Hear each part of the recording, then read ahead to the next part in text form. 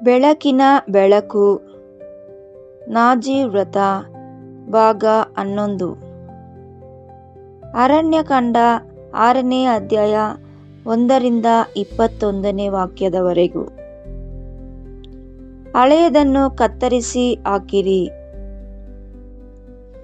ಇಂದಿನ ಬೆಳಗಿನ ಬೆಳಕು ಮುಂದುವರಿಕೆಗಾಗಿ ನಾಜೀರನ ಪಕ್ಕದಲ್ಲಿ ಇದ್ದಕ್ಕಿದ್ದಂತೆ ಮರಣ ಸಂಭವಿಸಿದಾಗ ಅವನು ವ್ರತಕ್ಕೆ ಅಡ್ಡಿಯುಂಟಾಗದಂತೆ ಎಂದು ನಾವು ನೋಡಿದೆವು.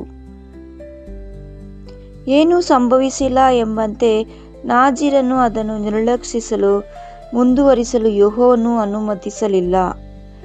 ನಾಜೀರನು ಅಲ್ಲಿಗೆ ನಿಲ್ಲಬೇಕು, ಕಾಯಬೇಕು, ಶುದ್ಧೀಕರಿಸಲ್ಪಡಬೇಕು ಮತ್ತು ನಂತರ ಮತ್ತೆ ಪ್ರಾರಂಭಿಸಬೇಕು.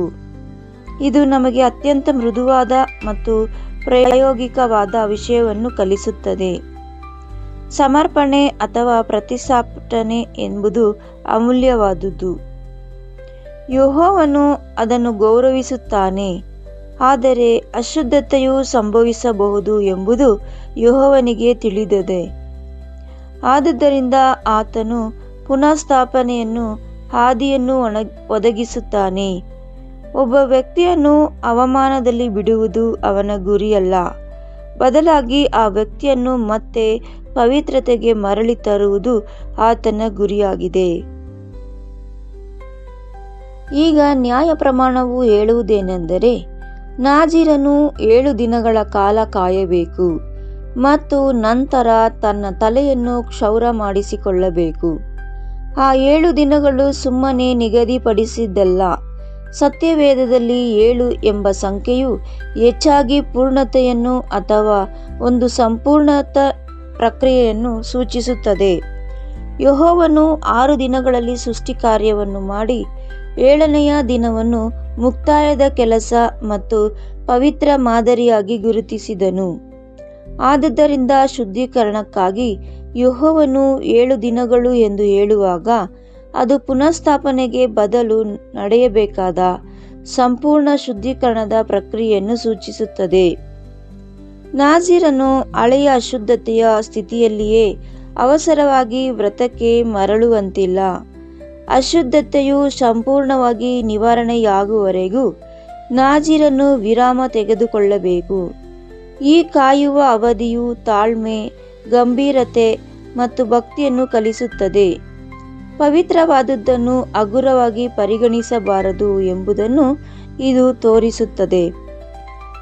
ನೂತನ ಸೃಷ್ಟಿಯ ವಿಶ್ವಾಸಿಗಳಿಗೆ ಈ 7 ದಿನಗಳು ಪುನಃಸ್ಥಾಪನೆ ಮತ್ತು ನವೀಕರಣದ ಪ್ರಕ್ರಿಯೆಯನ್ನು ಚಿತ್ರಿಸುತ್ತವೆ. ಶರೀರದ ಕಾರ್ಯಗಳು ನಮ್ಮ ನಡತೆಗೆ ಅಡ್ಡಿಪಡಿಸಿದಾಗ ನಾವು ಅಲ್ಲಿಗೆ ನಿಂತು ಅದನ್ನು ಅಧರ್ಮವಲ್ಲವೆಂದು ಪೂರ್ಣವಾಗಿ ಬಗೆಹರಿಸಿಕೊಳ್ಳಬೇಕೆಂಬುದು ಯೆಹೋವನು ಕರೆಯುತ್ತಾನೆ.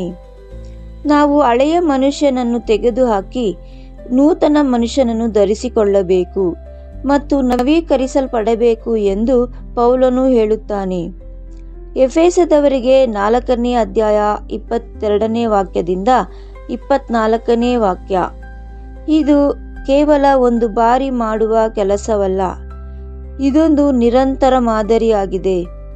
ಶರೀರವು ಮೇಲಕ್ಕೆದ್ದು ನಮ್ಮ ಮೇಲೆ ಕಳಂಕ ಬೀರಿದಾಗೆಲ್ಲ ಎಲ್ಲವೂ ಸರಿಯಾಗಿದೆ ಎಂದು ನಟಿಸುವುದು ಸರಿಯಾದ ಉತ್ತರವಲ್ಲ. ನವೀಕರಣಕ್ಕೆ ಅದಕ್ಕೆ ಉತ್ತರ. ಮನಸ್ಸು ನವೀಕರಿಸಲ್ಪಡಬೇಕು, ಹೃದಯವು ಮತ್ತೆ ಮೃದುವಾಗಬೇಕು. ಮನಸ್ಸು ನೂತನವಾಗಿರುವುದರಿಂದ ರೂಪಾಂತರಗೊಳ್ಳಬೇಕು ಎಂದು ರೋಮಾಪುರದ ಪತ್ರಿಕೆಯು ಹೇಳುತ್ತದೆ. ರೋಮಾಪುರದವರಿಗೆ 12ನೇ ಅಧ್ಯಾಯ 2ನೇ ವಾಕ್ಯ. ಮತ್ತು ನಮ್ಮ ಪಾಪಗಳನ್ನು ಅರಿಕೆ ಮಾಡುವುದು ಶುದ್ಧೀಕರಣಕ್ಕೆ ದಾರಿಯಾಗುತ್ತದೆ ಎಂದು 1 ಯೋಹನ ಪತ್ರಿಕೆಯು ಹೇಳುತ್ತದೆ. 1 ಯೋಹನ 1ನೇ ವಾಕ್ಯ 9ನೇ ವಚನ. ಆದುದರಿಂದ 7 ದಿನಗಳು ನಮಗೆ ಪುನಃಸ್ಥಾಪನೆಯಲ್ಲಿ ಒಂದು ಪ್ರಕ್ರಿಯೆ ಇದೆ ಎಂದು ಕಲಿಸುತ್ತವೆ. ಪಶ್ಚಾತ್ತಾಪ, ಅರಿಕೆ, ಶುದ್ಧೀಕರಣ ಮತ್ತು ನವೀಕರಣ. ಇಲ್ಲಿ ಮತ್ತೊಂದು ಆಳವಾದ ಚಿತ್ರಣವಿದೆ. ಒಂದು ಪೂರ್ಣ ವಾರದ ನಂತರ ಹೊಸ ಚಕ್ರವು ಪ್ರಾರಂಭವಾಗುತ್ತದೆ. 7 ದಿನಗಳ ನಂತರ ಒಂದು ಹೊಸ ಪ್ರಾರಂಭವಾಗುತ್ತದೆ. ಅದೇ ರೀತಿಯಲ್ಲಿ ನಾಜೀರನು 7 ದಿನಗಳು ಮುಗಿದ ನಂತರ ವ್ರತವು ಹೊಸದಾಗಿ ಪ್ರಾರಂಭವಾಗುತ್ತದೆ. ಇದು ನೂತನ ಸೃಷ್ಟಿಯ ಸತ್ಯಕ್ಕೆ ಹೊಂದಿಕೆಯಾಗುತ್ತದೆ. ಯಾವನಾದರೂ ಕ್ರಿಸ್ತನಲ್ಲಿದ್ದರೆ ಅವನು ನೂತನ ಸೃಷ್ಟಿಯಾಗಿದ್ದಾನೆ. 2 ಕೊರಿಂಥದವರಿಗೆ 5ನೇ ಅಧ್ಯಾಯ 17ನೇ ವಾಕ್ಯ. ಮತ್ತು ನಾವು ಜ್ಞಾನದಲ್ಲಿ ನವೀಕರಿಸಲ್ಪಡುವ ಹೊಸ ಸ್ವಭಾವವನ್ನು ಧರಿಸಿಕೊಳ್ಳಬೇಕು. ಅದಕ್ಕಾಗಿ ಕರೆಯಲ್ಪಟ್ಟಿದ್ದೇವೆ.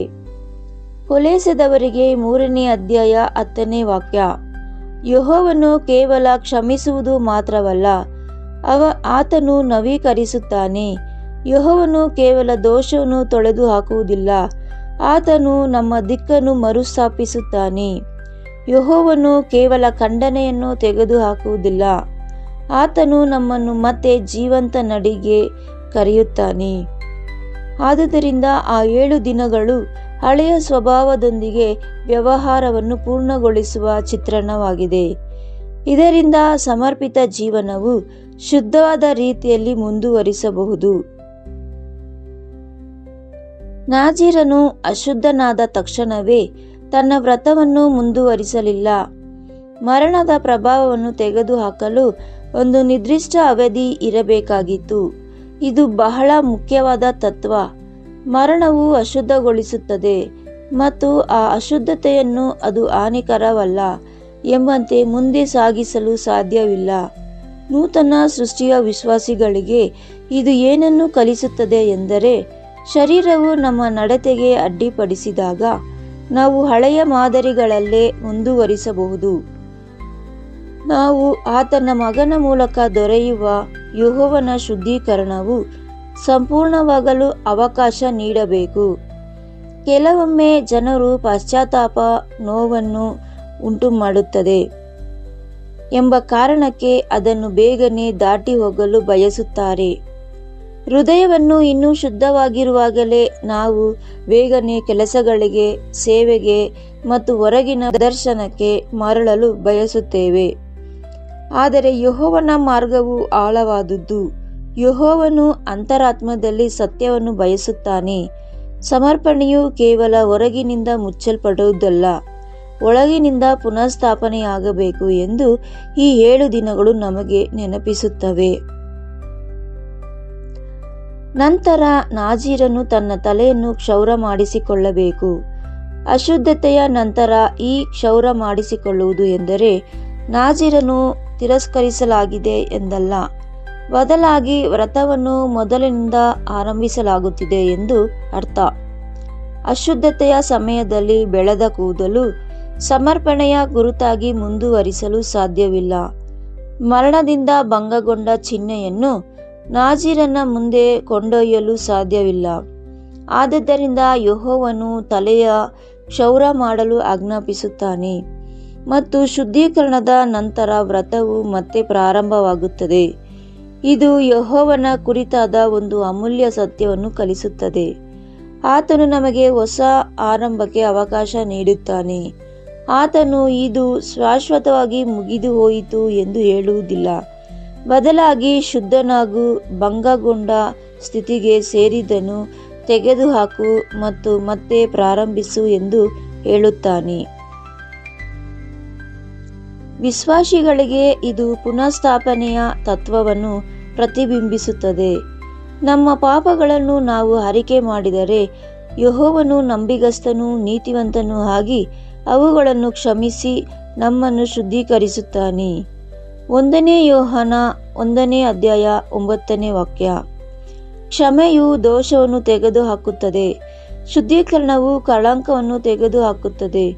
ಅದಕ್ಕಾಗಿ ದಾವೀದನು, ದೇವರೇ, ನನ್ನಲ್ಲಿ ಶುದ್ಧ ಹೃದಯವನ್ನು ಸೃಷ್ಟಿಸು ಎಂದು ಪ್ರಾರ್ಥಿಸಿದನು. ಕೀರ್ತನೆ 51ನೇ ಅಧ್ಯಾಯ 10ನೇ ವಾಕ್ಯ. ಅವನು ಕೇವಲ ದೋಷ ಮುಕ್ತಿಯನ್ನು ಕೇಳಲಿಲ್ಲ, ಬದಲಾಗಿ ತನ್ನನ್ನು ಬದಲಾಯಿಸಬೇಕೆಂದು ಮತ್ತು ತೊಳೆಯಬೇಕೆಂದು ಕೇಳಿದನು. ನಾಜೀರನ ಕ್ಷೌರದ ಹಿಂದಿರುವ ಹೃದಯವು ಇದೇ ಆಗಿದೆ.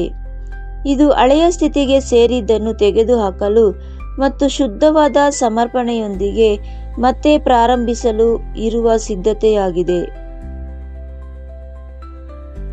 ಇಲ್ಲಿರುವ ಆಳವಾದ ಪಾಠ ಹೀಗಿದೆ: ಅಶುದ್ಧತೆಯ ಸಮಯದಲ್ಲಿ ಬೆಳೆದ ಕೂದಲನ್ನು ನಾಜೀರನು ಮುಂದುವರಿಸಲು ಸಾಧ್ಯವಿರಲಿಲ್ಲ. ಆತ್ಮಿಕವಾಗಿ ಶರೀರದ ಭಾವಗಳನ್ನು ಅಡ್ಡಿಯಲ್ಲಿ ರೂಪುಗೊಂಡು ಮಾದರಿಗಳೊಂದಿಗೆ ನೂತನ ಸೃಷ್ಟಿಯ ಜೀವನವನ್ನು ಮುಂದುವರಿಸಲು ಸಾಧ್ಯವಿಲ್ಲ. ಆ ಅವಧಿಯಲ್ಲಿ ಗರ್ವ ಬೆಳೆದರೆ ಅದನ್ನು ತೆಗೆದುಹಾಕಬೇಕು.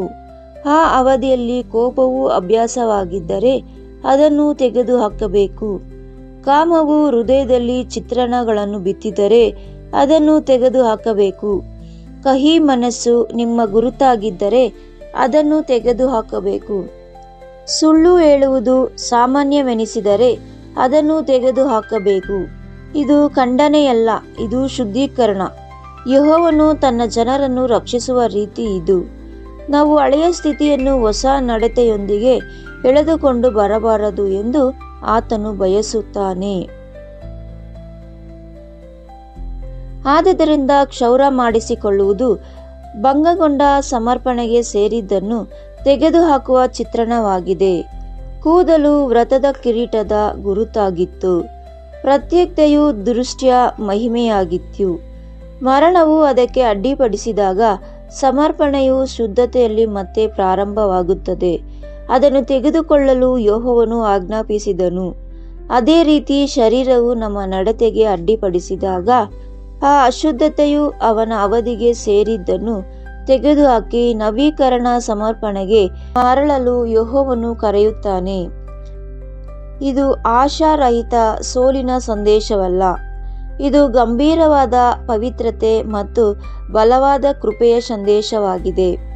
ದೇವರು ಪ್ರೀತಿಸುವ ಕಾರಣದಿಂದಲೇ ಶಿಸ್ತು ಪಡಿಸುತ್ತಾನೆ. ನಾವು ಆತನಿಗೆ ಸಮೀಪವಾಗಿರಬೇಕೆಂದು ಆತನು ಶುದ್ಧೀಕರಿಸುತ್ತಾನೆ. ನಮ್ಮ ಪ್ರಯಾಣದ ಅಂತ್ಯವು ನಂಬಿಗಸ್ತಿಕೆಯಿಂದ ಕೂಡಿರಲಿ ಎಂದು ಆತನು ನಮ್ಮನ್ನು ಮತ್ತೆ ಆರಂಭಿಸಲು ಕರೆಯುತ್ತಾನೆ. ಅದಕ್ಕಾಗಿ ನಮ್ಮಲ್ಲಿನ ದೌರ್ಬಲ್ಯವನ್ನು ಕಂಡಾಗ ನಾವು ನಿರಾಶೆಗೊಳಗಾಗಬಾರದು. ನಾಜೀರನು ಅಶುದ್ಧತೆಯಲ್ಲೇ ಉಳಿಯುವುದಿಲ್ಲ. ಅವನು ಕಾಯ್ದನು, ಕ್ಷೌರ ಮಾಡಿಸಿಕೊಂಡನು ಮತ್ತು ಮತ್ತೆ ಪ್ರಾರಂಭಿಸಿದನು. ಅದೇ ರೀತಿ ನಾವು ಅವಮಾನದಲ್ಲಿ ಉಳಿದು ಅಡಗಿಕೊಳ್ಳಬಾರದು. ನಾವು ಬೆಳಕಿಗೆ ಬರಬೇಕು, ಅರಿಕೆ ಮಾಡಬೇಕು, ಶುದ್ಧೀಕರಣವನ್ನು ಸ್ವೀಕರಿಸಬೇಕು, ಮನಸ್ಸು ನವೀಕರಿಸಿಕೊಳ್ಳಬೇಕು ಮತ್ತು ನಮ್ಮಲ್ಲಿ ಕ್ರಿಸ್ತನ ಜೀವವು ಮತ್ತೆ ಕಾಣಿಸುವವರೆಗೆ ಹಾಗೂ ವ್ರತವು ಮತ್ತೆ ಪ್ರಕಾಶಿಸುವವರೆಗೆ ಪುನಃ ಪ್ರಾರಂಭಿಸಬೇಕು. ಪ್ರಾರ್ಥನೆ. ತಂದೆಯಾದ ದೇವರೇ, ಮರುಸ್ಥಾಪಿಸುವ ನಿನ್ನ ಕೃಪೆಗಾಗಿ ಮತ್ತು ಶುದ್ಧೀಕರಿಸುವ ನಿನ್ನ ಪವಿತ್ರತೆಗಾಗಿ ಸ್ತೋತ್ರ. ಶರೀರದ ಕಾರ್ಯಗಳು ನಮ್ಮ ನಡತೆಗೆ ಅಡ್ಡಿಪಡಿಸಿದಾಗ ನಿಂತು ಪೂರ್ಣವಾಗಿ ಪಶ್ಚಾತ್ತಾಪ ಪಡಲು ನಮಗೆ ಕೃಪೆ ನೀಡು. ನಮ್ಮ ಮನಸ್ಸನ್ನು ನವೀಕರಿಸು, ಹೃದಯವನ್ನು ತೊಳೆದುಹಾಕು ಮತ್ತು ಹಳೆಯ ಸ್ಥಿತಿಗೆ ಸೇರಿದ್ದನ್ನು ತೆಗೆದುಹಾಕಲು ನಮಗೆ ಸಹಾಯ ಮಾಡು. ನಮ್ಮಲ್ಲಿ ಶುದ್ಧ ಹೃದಯವನ್ನು ಸೃಷ್ಟಿಸು ಮತ್ತು ನಮ್ಮೊಳಗೆ ಸ್ಥಿರವಾದ ಆತ್ಮವನ್ನು ನೂತನಪಡಿಸು. ಶುದ್ಧೀಕರಣದ ಪ್ರಕ್ರಿಯೆಯನ್ನು ಅವಸರದಲ್ಲಿ ದಾಟಿ ಹೋಗದೆ ಭಕ್ತಿಯಿಂದ ನವೀಕರಣದ ಕೆಲಸವನ್ನು ಪೂರೈಸಲು ನಮಗೆ ಕಲಿಸು. ನಮ್ಮ ಸಮರ್ಪಣೆಯನ್ನು ಮತ್ತೆ ಬಲಪಡಿಸು. ಆ ಮೂಲಕ ಕ್ರಿಸ್ತನ ಜೀವವು ನಮ್ಮಲ್ಲಿ ಕಾಣಿಸುವಂತಾಗಲಿ. ಕ್ರಿಸ್ತನ ಹೆಸರಿನಲ್ಲಿ ಪ್ರಾರ್ಥಿಸಿ ಬೇಡಿಕೊಳ್ಳುತ್ತೇವೆ ನಮ್ಮ ತಂದೆಯೇ. ಆಮೇನ್.